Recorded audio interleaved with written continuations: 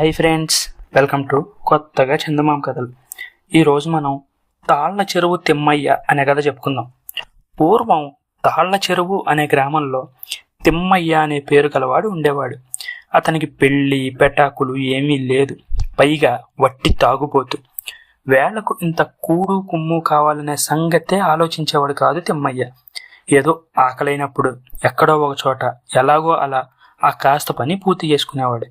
పోతే ముప్పొద్దులా అతనికి ఒక్కటే యావ, కళ్ళు తాగేందుకు ఏ తాటి తోపులో కన్నా వెళ్ళడం ఎలా అని. వయసు వచ్చినప్పటి నుంచి తిమ్మయ్య జీవితం ఇలాగే సాగుతోంది. చీకటి పడి పడడమే తడవుగా ఎవ్వరూ చూడకుండా చల్లగా ఏ తాడి చెట్టు ఎక్కి నిండుగా ఉన్న కళ్ళు ముంత దింపుకొని ఎక్కడికో మారుమూల చోటికి ఉడాయించేవాడు. తెల్లవార్లు తాగి అక్కడే అటూ ఇటూ పడి దొర్లుతూ తూలుతూ మళ్లీ గ్రామంలోకి వచ్చి మొహం చూపేవాడు. ఒక రోజున పాపం భలే చిక్కులో పడిపోయాడు తిమ్మయ్య. చీకటి పడగానే ఒక తాడి చెట్టు ఎక్కి కళ్ళు ముంత తీసుకుని దిగే సమయానికి ఆ చెట్టు యజమాని కర్ర తీసుకుని వెంటబడ్డాడు. బతుకు జీవుడా అనుకొని తిమ్మయ్య ఆ చీకట్లో కాలి కొద్దీ పరుగుచ్చుకున్నాడు. ఆ హడావిడిలో తాను ఎక్కడికి పరిగెడుతున్నది గమనించనేలేదు తిమ్మయ్య. పైగా గట్టిగా చీకటి రొప్పుతూ రోజుతూ ఇక పరిగెత్తలేక ఉన్న చోటనే కూలబడిపోయి చుట్టూ చూశాడు. అతనికి గుండె ఆగిపోయినంత పనైంది. తను సరాసరి పరిసెపాడు శిథిలాల్లోకి వచ్చేశానని తెలుసుకున్నాడు. పరిసెపాడు శిథిలాల పేరు చెప్తే చాలు చుట్టుపక్కల కొన్ని ఆమడల దూరంలో ఉండే గ్రామస్తులందరికీ గుండె బిత్తుకుమంటూ ఉంటుంది.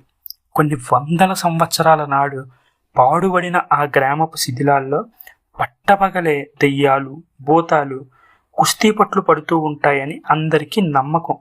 అందువల్ల పగటిపూట కూడా ఎవ్వరూ అటువైపు వెళ్లరు. ఇక రాత్రిపూట పొరపాటున తెలియని వాళ్ళు ఎవరైనా అటు వెళ్ళారా, తెల్లవారి ఒళ్ళంతా హోనమై లబోదిబోమంటూ బయటపడాల్సిందే. పాపం తాగుబోతు తిమ్మయ్య ఒళ్ళూపై తెలియని హడావిడిలో చీకట్లో అలాంటి చోటుకు రానే వచ్చాడు. ఇప్పుడేం చెయ్యాలి? అతడు గుండె దిటవపరుచుకొని చుట్టూ చూశాడు. ఏ భూతాలు కనిపించలేదు.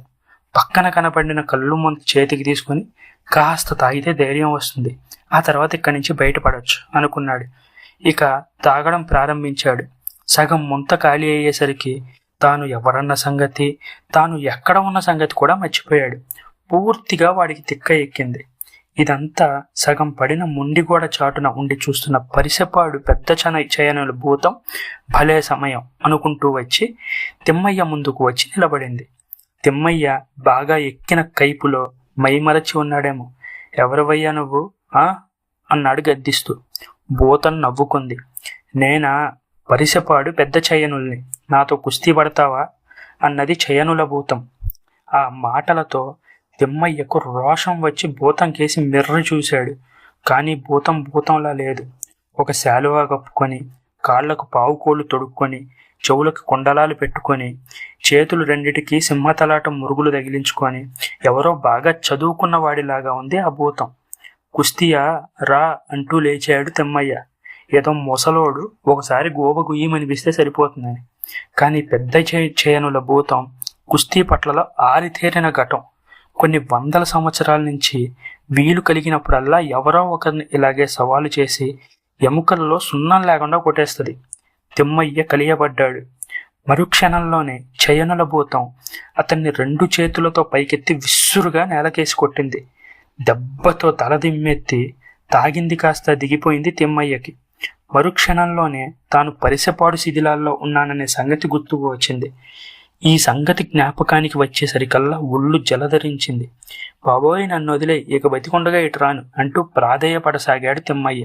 ముందు కుస్తీ పడతా అన్నావు కదా, అదేదో కానిపోయి తిమ్మయ్య అంటూ చేయనుల భూతం అతడి రొమ్ము మీద కూర్చుని గొంతు పిసకసాగింది. తిమ్మయ్యకు ముచ్చెమటలు పోశాయి. ఇక ఎలాగైనా చచ్చిపోతున్నా కదా అని తెగించాడు. ఆ తెగింపుతో భూతం తల గట్టిగా చేత్తో పట్టుకుని కిందకి లాగాడు. చేయనుల భూతానికి వెనకాల జుట్టు కొంచెం ఎక్కువగా ఉంది. తిమ్మయ్య దాని తల పట్టుకోగానే విడిపించేందుకు అటూ ఇటూ పెనుకులాడడంలో ఆ జుట్టు కాస్త తిమ్మయ్య గుప్పెట్లోకి కుదుళ్లతో సహా ఊడొచ్చింది. చచ్చాన్రో నాయనా అని అరుస్తూ చేయనుల భూతం తిమ్మయ్యను వదిలి లేచి నిలబడింది. బతికాన్రా బాబు అనుకుంటూ తిమ్మయ్య లేచి నిలబడ్డాడు. ఊడి వచ్చేసిన భూతం జుట్టు ఇంకా తిమ్మయ్య వేళ్ల సందులోనే ఉంది. తిమ్మయ్య, నా జుట్టు నాకిచ్చేయి, నిన్నేం చేయను అంది భూతం. తిమ్మయ్యకు ఈ మాటలతో ఎక్కడలేని ధైర్యం కలిగింది. ఇవ్వను, ఇప్పుడు నిన్ను ఎలా కొడతానో చూడు అని పరవళ్ళు తీశాడు తిమ్మయ్య. చయునల భూతం ఏడుస్తూ ఇలా అంది. తిమ్మయ్య, ఆ జుట్టు నీకెందుకు పనికిరాదు. అది లేకుండా నేను తక్కిన భూతాల దగ్గరికి వెళ్ళానంటే అవన్నీ నన్ను కాకిని పొడిచినట్టు పొడుస్తాయి. పైగా నా బలమంతా ఆ జుట్టులోనే ఉంది.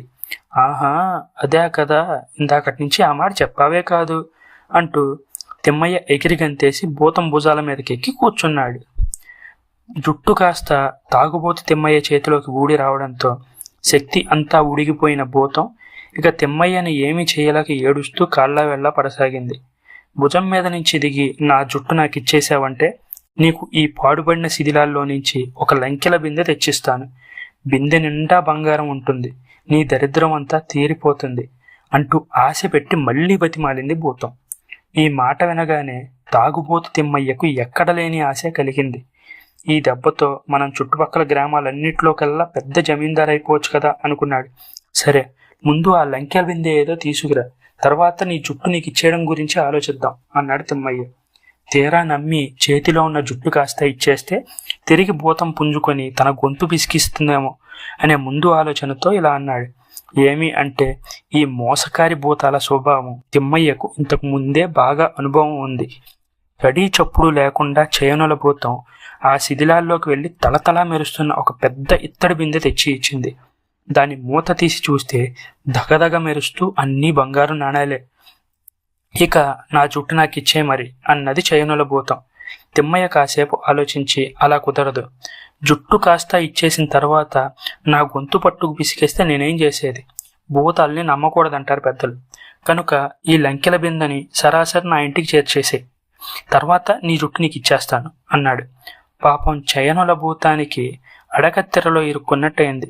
తన కర్మానికి ఏడుస్తూ లంకెల బిందె ఎత్తుకుని తాగుబోతు తిమ్మయ్య వెనకే అతని గ్రామానికి బయలుదేరింది.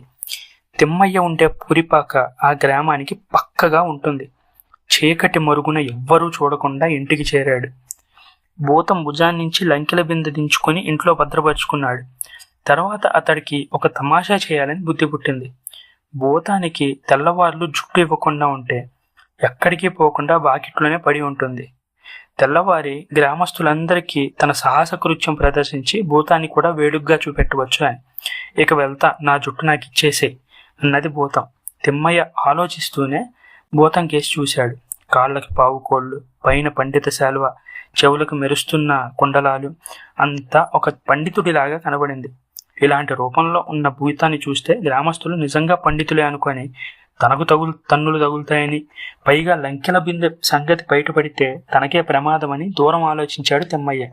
అప్పుడు తలుపు ఓరగా వేసి అందులో నుంచి జుట్టు బయటకు విసిరేసి, ఇక వెళ్ళిపోయి ఇక్కడి నుంచి అంటూ తలుపు లోపల గడేసుకున్నాడు తిమ్మయ్య.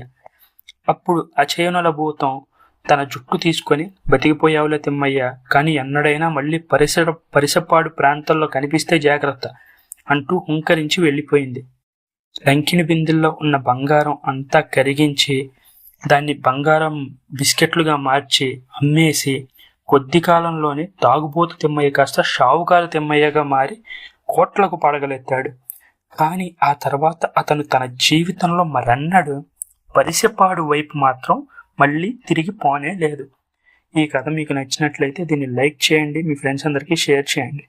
అలాగే ఛానల్ని సబ్స్క్రైబ్ చేసుకోవడం మాత్రం అస్సలు మర్చిపోకండి. Thank you friends.